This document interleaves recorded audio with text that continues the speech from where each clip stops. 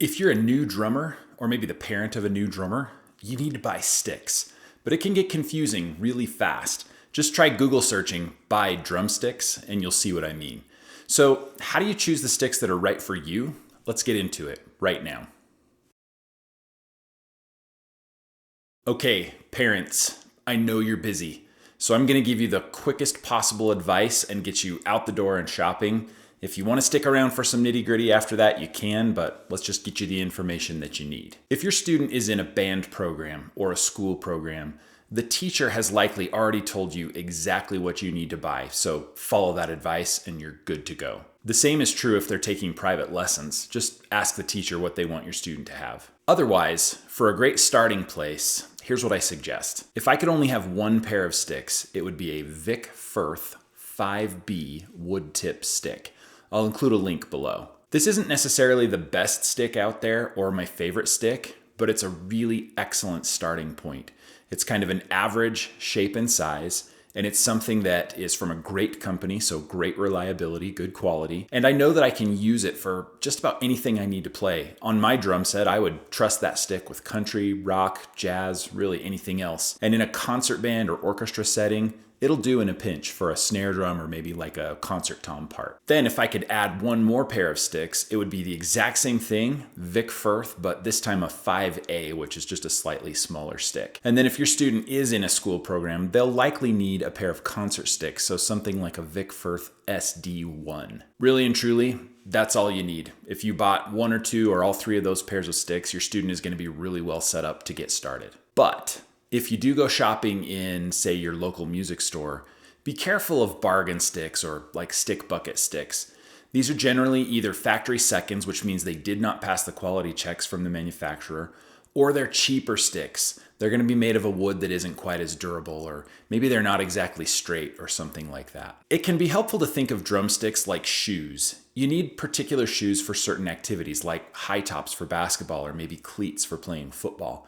And yeah, there's definitely a cheaper option for those things, but you're going to be frustrated. They're not going to perform as well, and you're going to end up buying a replacement pair sooner than you would if you just bought the quality version in the first place. Also, be aware that sticks do break and they do wear out, so it's not like it's a once and done purchase. It's more like socks in that regard. You know that if your kids are active, they're playing sports, they're going to put a hole in a sock or they're going to tear one and you're going to need to replace it. And the exact same thing is true with drumsticks. Even so, it's worth spending a few more dollars and getting the best version of the stick that you can find. So look down in the description for a list of my favorite stick brands. It's not comprehensive, and drummers out there, if I left off a great brand, please let us know in the comments. So there you go. Parents, happy shopping. That's really all you should need to get started. Okay, on to a few details. There are three basic categories of sticks. They are drum set sticks, concert sticks, and marching, or what we call rudimental sticks. The drum set stick is going to be the lightest and the thinnest of those three. Even the heaviest hitters on drum set are not going to use a stick that's as heavy as a concert or a marching stick. A concert stick is going to be a little longer and heavier than a drum set stick. This is what you need if you're going to play in the school band or a community orchestra or something like that.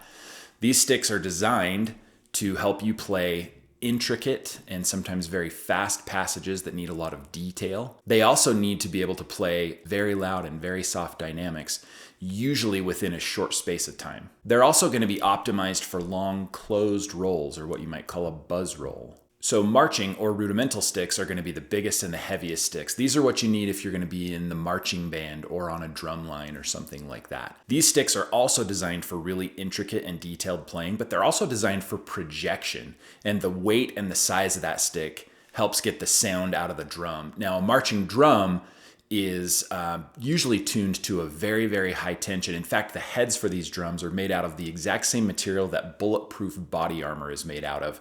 That's so they can get the highest possible pitch, the maximum possible sound out of that drum. If you happen to have a kitchen countertop or a table that you can play on, this is roughly what playing on one of those drums is going to feel like. So all of these sticks are designed so that the stick helps the player do the work of playing whatever type of music they're designed for. So you definitely want to get the right kind of sticks for the job.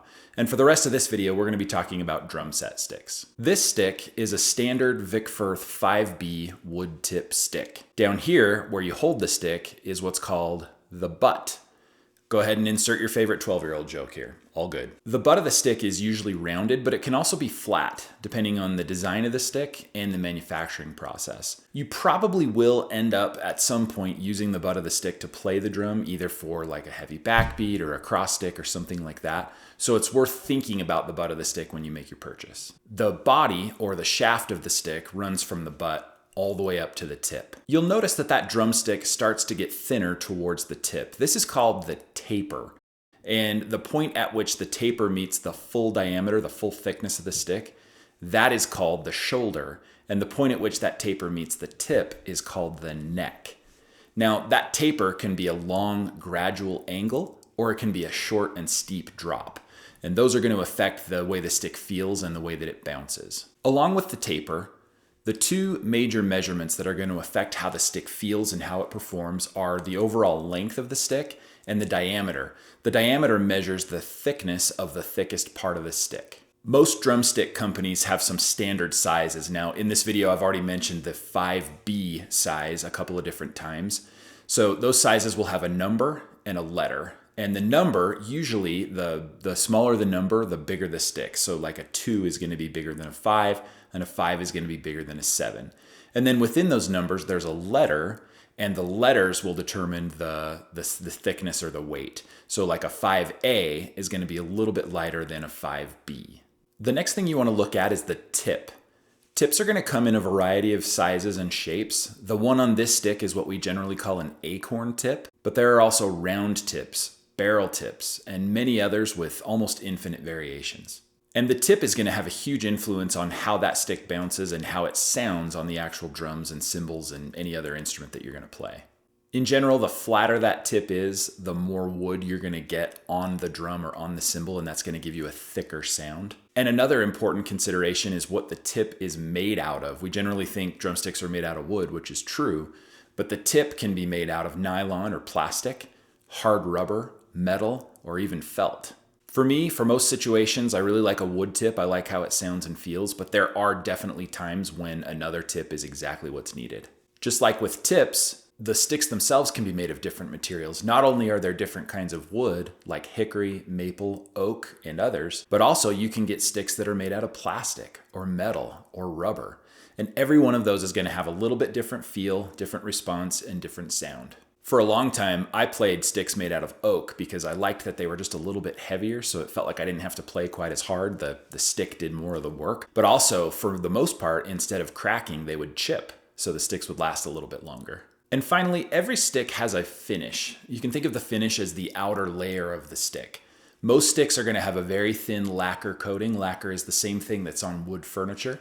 Or it might have a thicker lacquer coating, or no coating at all. This is what's called a raw stick, where it's just the wood. If you find yourself wanting a little bit more grip on the stick, you can buy a stick that's been dipped in a rubber coating, or you can use something like stick wax, or stick tape, or even drumming gloves. There really are a ton of options to make sure that stick feels and moves exactly how you want it to. So how do you actually choose what sticks you're going to play? And the only real answer to that is it comes down to what feels best to you and allows you to play how you want to play. So in part, it's going to be a comfort decision, and in part, it's going to be a musical decision. What makes you feel free on the drum kit, and what is getting you the sound that you want to hear? Like I said at the beginning of the video, I feel like a great place to start if you just don't have any clue where to start is grab a basic 5A or 5B from any of the major brands. And I'm not endorsed or sponsored in any way, but I feel like that Vic Firth 5A or 5B is just an excellent place to start. Again, not only is it a really reliable stick, but it's also a good baseline. It's kind of an average stick size and shape, so that as you do progress to other sticks, you'll have something to compare it to. From there, you really just have to let your taste and experience guide you to what other sticks you want to be using, what else you want to have in your bag. And speaking of bags, I know that this video is about sticks, but I strongly recommend you get at least a basic stick bag to keep your sticks in. Along with that, pro tip, always have a backup. Several years ago, I played a gig up in the mountains. I live in the western United States where there are mountain ranges all over the place, and we got hired to play up at a camp. And I'm usually really meticulous about keeping my gear together on a gig, so I had the drums, I had the rug, I had the hardware, I had the cymbals, I had my seat, I had pedals. I didn't have my sticks. And so I actually ended up going back in the kitchen and borrowing from the cook wooden spoons and spatulas, and that's how I played that gig. But as a result, I've made sure I always have backup sticks, not only in my bag, but also in my car. So as you develop your playing skills and your musical taste, I recommend that you really diversify your stick bag. Not that you have to have a million different pairs, but just like that athlete, you should definitely have basketball high tops, football cleats, running shoes, and definitely some flip-flops for that beach gig. And there are literally hundreds of models to choose from. Like I mentioned before, most brands are going to have some standard sizes, and they're even going to be named the same thing as other brands like that 5A or 5B that we keep talking about. But you also want to consider that those brands are different and the manufacturing process is going to be a little bit different. So for example, if you've ever bought like say a size medium t-shirt from one company, it's not going to fit exactly the same as a size medium t-shirt from another company. Sticks are exactly the same. So you might even just buy 5 different 5As or 5Bs from the different companies and see how they feel. And then beyond those standard models, every company is going to have their own specific models, as well as something called a signature model. And the signature model usually will have a famous or influential drummer's signature right on the stick because they help to design that stick. And when one of these influential drummers designs a stick, they're usually going to customize it in every way so that it fits their feel, their sound, their music exactly right. Sometimes they're pretty close to the standard models, and sometimes they're drastically different. A few of my favorite signature models that I have in my bag are Dave Weckl, Peter Erskine, Steve Jordan, and Dennis Chambers. I love all those sticks for different reasons. Okay, it's time to go shopping. So how do you actually choose what to buy and where do you buy it from? So technology is a really cool thing. You're watching this video, so that's cool. But most of these stick manufacturers, the technology that they're using to produce their drumsticks is extremely reliable and it's extremely consistent. So for the major brands, I really wouldn't hesitate to buy it online. You should be good to go right out of the box. That said, I still prefer to walk into my local music store, pull the sticks out of the rack and play on a pad with them for a little while and make sure they're exactly what I want. There's a couple things I do when I'm in this store, and these are pretty common. You may have even seen drummers do these, but the first one is to roll the stick on a flat surface. And as you roll it across that flat surface, make sure that the tip stays exactly straight. If it looks like it's wobbling or jumping a little bit, choose another pair because that stick isn't straight. The other one is maybe a little weird. It's drumstick voodoo, but you want to tap each stick and listen for pitch. I actually will tap it right on the side of my head and make sure that I can clearly hear the pitch of the sticks. Now, sticks are made of wood, which is a natural material, and I've never, ever, in many, many years of drumming, found a pair of sticks that was exactly perfectly pitch matched. But most of them are pretty close. Oh, and one more pro tip. Once you find the pitches of the sticks, use the lower pitch stick in your dominant hand, and that'll help to smooth and even out the sound that your listener hears. At the end of the day, sticks are critical. They are literally your connection between you, your creative spirit, the music that you hear in your head, and your instrument. So it's worth giving a lot of thought to what you're going to choose and how it feels, and having a diverse tool set in that bag so that you can choose exactly what's right for the exact situation. But at the same time, you don't necessarily have to overthink it. You're going to go through a lot of sticks in your drumming career, so if you happen to buy a pair that's not exactly right, you can pass it on or play it till it breaks or whatever you need to do and then get back to something that you love the next purchase that you make. I really do recommend trying new things though. In fact, one of my favorite pair of sticks that I have in my bag right now is the Meinl Big Apple Swing. I'll be very honest, with all respect to the Meinl company, which I love. When I saw Meinl drumsticks, I kind of rolled my eyes and I thought, oh my gosh, really? You make cymbals, man. Stay in your lane. But the guy at the drum shop convinced me to buy a pair, and that was probably 20 pairs ago because, especially for me when I play jazz, that is the stick that I love. It just feels great, it sounds great, and I kind of can't live without them now. All right, I really sincerely hope that this video has helped you to get a little better handle on what drumsticks are available, what to look for, and what you might want to choose. If you've enjoyed this video, and especially if you've watched this far, thank you so much for being here. I hope that you'll consider subscribing to my channel if you haven't already, and go ahead and click that like button.